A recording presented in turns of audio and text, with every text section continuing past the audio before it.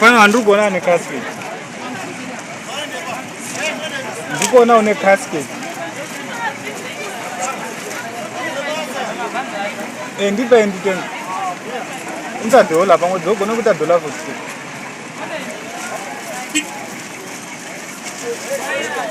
Kanda.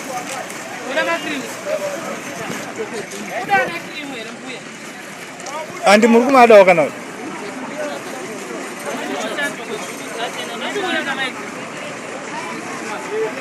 Amuna 50 cents ere mpememo.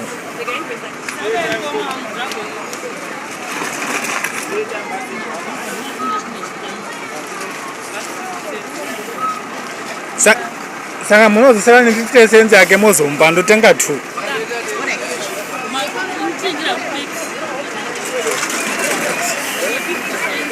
Casket ne Pepsi. Ndikutaura wewe memo.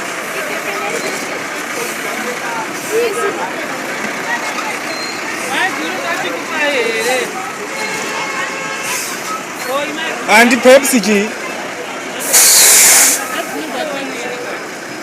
Pepsi ji.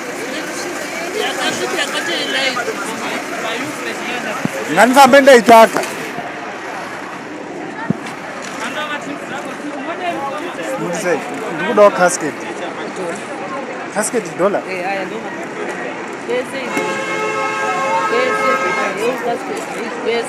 Saka ndipe Pepsi. Pepsi. Leti kabanzi. Chete. Chete.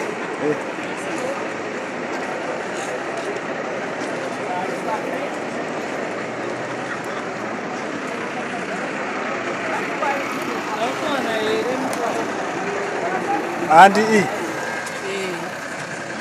buy casket $1. Huh? Chi? Mirinda. Makundishandisa mani. Ndipeo mirinda. Aise insura.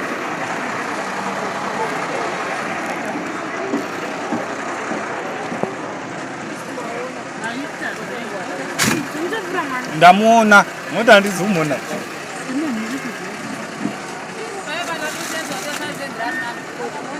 Isa.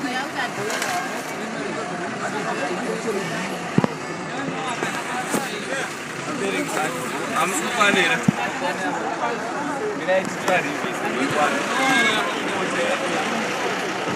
Na kuruna kupewa ile pekuni. Ndio